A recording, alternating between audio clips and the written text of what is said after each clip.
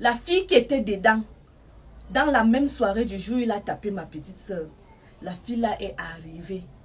Dit à ma petite soeur, racontez à ma petite soeur que malgré que le téléphone de ta soeur s'est cassé, voilà comment ça s'est passé. C'est lui qui te dose le coup de poing. Lorsque tu tombes, il se met à te botter au ventre. On arrive à l'hôpital. 2 jours, 3 jours, ma petite soeur fait les soins. Nous, on soignait juste la blessure qui était au-dessus. Alors qu'elle a eu, elle avait, je rappelle.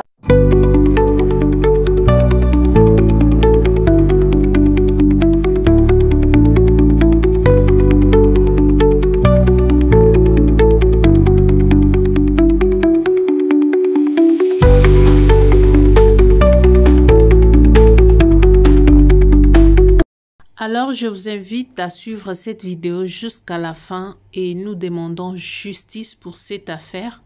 Que justice soit faite. Cette affaire s'est passée au Cameroun.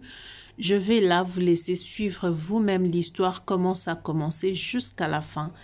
Alors, sans plus tarder, je n'hésiterai pas de vous dire un grand merci et vous saluer. Vous dire un bonjour et bonsoir, ça dépend de l'heure à laquelle vous allez recevoir cette vidéo. Alors, un grand merci à vous pour tout ce que vous faites, vos soutiens, vos commentaires, tout ce que vous faites sur notre chaîne Miandala Douce officielle. Nous vous sommes infiniment reconnaissants. Voilà pourquoi nous sommes là aujourd'hui pour vous montrer notre gratitude en vous disant un grand merci. Alors pour ceux-là qui ne sont pas encore abonnés sur Miandala Douce officielle, n'hésitez surtout pas de vous abonner, de cliquer sur la cloche de notification pour ne pas rater nos vidéos. Je ne serai pas trop longue, je vous laisse suivre les vidéos, regardez jusqu'à la fin et on va revenir pour finir cette vidéo ensemble avec vous en donnant quelques conseils. Suivez. Bonjour à vous, j'espère que vous allez bien. Actuellement, j'ai un sérieux problème. Un sérieux problème. Moi-même, je n'ai pas vécu la scène, donc s'il vous plaît, écoutez la vidéo jusqu'à la fin. Tu peux raconter l'histoire. Bonjour tout le monde. Moi, c'est la grande sœur de la victime. Parce qu'actuellement, elle est décédée. Le problème se déroule le 9 mai. Où M. Ngaou Abdou, qui résidait à Emana, Bilik, vivait avec ma petite sœur, Etundi Lolita, pour ceux qui l'ont connu. Ngaou Abdou appelle ma petite sœur dans son lieu de travail et lui demande de retirer ses vêtements pour d'abord garder quelque part, en lui disant que il veut que la maison soit aménagée. Ma petite soeur vient, elle me raconte, je lui dis que ce n'est pas normal. Tu vis avec un homme qui te demande d'aménager la maison et de garder tes vêtements quelque part. Sûrement, il y a un truc qui ne va pas. Elle quitte du travail parce qu'elle avait les maux de tête. Quand elle quitte du travail, elle se rend à la maison, elle constate que il y a un repas préparé chez elle, là où elle vit avec son petit ami. Elle m'appelle, elle me dit, voici la situation. Je lui dis, ok, sors de là et attends dehors. Appelle-le, tu le poses la question. Il dit, c'est sa petite soeur qui a préparé. Je lui dis donc, comme c'est comme ça, reste dehors, ne pars plus là-bas. Elle est partie entrer chez sa voisine. Étant là-bas chez sa voisine, elle voit comment le bon monsieur monte avec une femme. Elle m'appelle. Elle me raconte, je lui dis, garde ton sang-froid. J'arrive là-bas, comme il m'appelle ma personne, peut-être il pourra se calmer. Elle me dit, ok, comme tu arrives, je voudrais que... Ce n'est pas la première fois qu'il réagit ainsi. Je voudrais qu'il me remette mes vêtements et mes choses qui sont là-bas. Et mon argent qu'il me doit, c'est ce qu'elle faisait plus appui. Quand j'arrive, je l'appelle. Abdou, il ne répond pas. La femme qui était avec lui à l'intérieur dit, réponds, tu m'as dit que c'est ta petite soeur qui vit ici là, mais j'entends une autre voix. Hey! La femme ouvre la porte, il sort. Il ne voulait pas sortir, la femme a commencé à faire les bruits. Il sort. Il me dit, qu'est-ce que tu fais? J'ai dit, Abdou, il me répond. Je rappelle Abdou, il me répond. Il dit, Inès, je te comprends. Je lui demande que, tu sais que je n'aime pas le mépris, non? Il dit oui. Tu sais qu'elle n'aime pas le manque de respect, non? Il dit oui. Il lui dit donc, ok, comme tu as répondu, Lolita demande ses vêtements et son argent que tu lui dois. Il me... Hey! La femme ouvre la porte, il sort. Il ne voulait pas sortir. La femme a commencé à faire les bruits. Il sort. Il me dit, qu'est-ce que tu fais? J'ai dit, Abdou, il me répond. Je rappelle Abdou, il me répond. Il dit, Inès, je te comprends. Je lui demande que, tu sais que je n'aime pas le mépris, non? Il dit oui. Tu sais que je n'aime pas le manque de respect, non? Il dit oui. Je lui dis donc, ok, comme tu as répondu, Lolita demande ses vêtements et son argent que tu lui dois. Il me répond, ok, pour l'argent, je n'ai pas. Si ce sont les vêtements qu'elle a, elle prend ses vêtements. Si j'avais su que c'était la dernière fois que je vais voir ma petite soeur, je ne l'aurais pas laissée ancrer. Ma petite soeur est ancrée. Elle a porté son sac à main blanc. Elle m'a remis. Quand elle me remet le sac à main, elle entre en parlant. Le gars lui donne le coup de poing au visage. Seigneur. Quand le gars lui donne le coup de poing au visage, je prends mon téléphone, je me mets à fumer. Quand je me mets à fumer, Ouais. il me pousse par dehors, je me tiens dehors.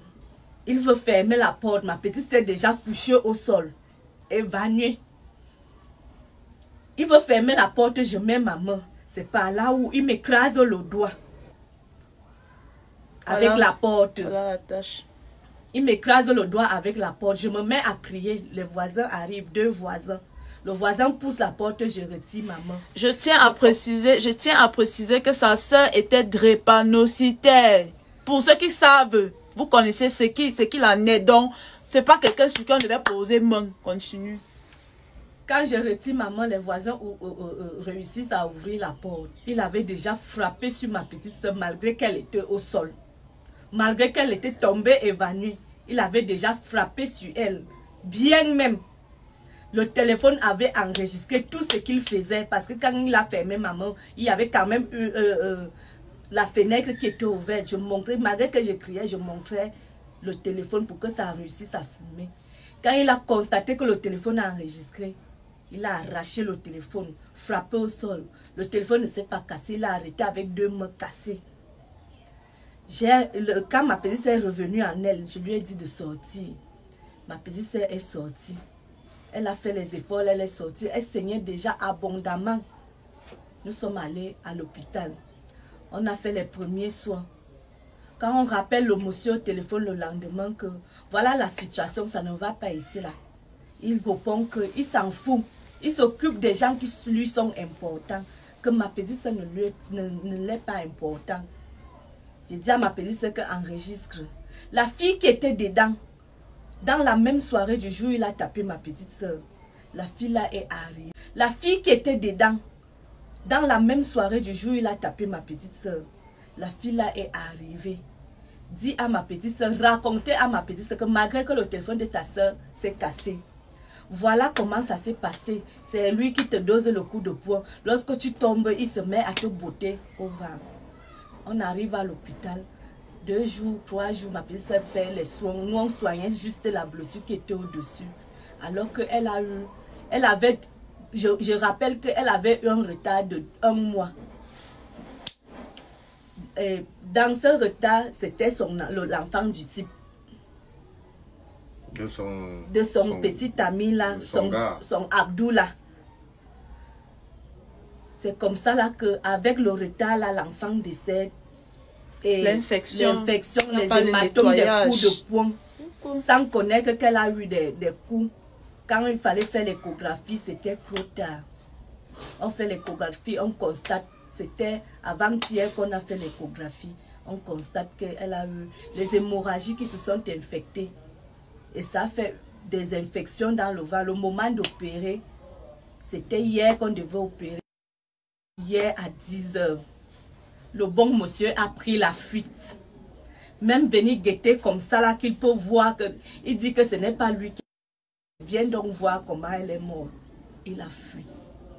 Je demande à tous ceux qui peuvent nous aider de nous aider à le retrouver. Regardez bien son visage. Et que justice soit faite. Ce n'est que la justice là qu'on demande. Ma petite soeur ne demandait rien. Elle demandait juste qu'on l'aime. Elle demandait juste à vivre.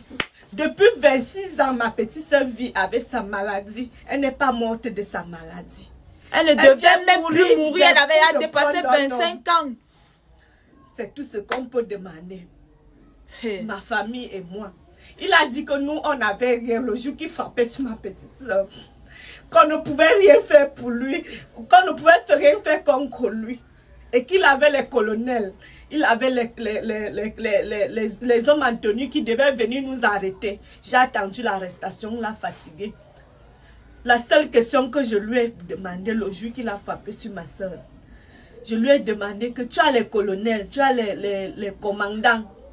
Quel homme en tenue peut t'autoriser à frapper sur une personne malade? Il m'a dit, s'en fout. Même si elle est malade, c'est son problème là-bas. Je fais ce que je veux. Okay. Je lui ai répondu, c'est bien. Merci.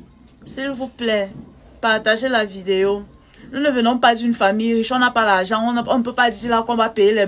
Alors là, nous demandons justice pour notre sœur qui a été tuée par son copain. Nous demandons justice.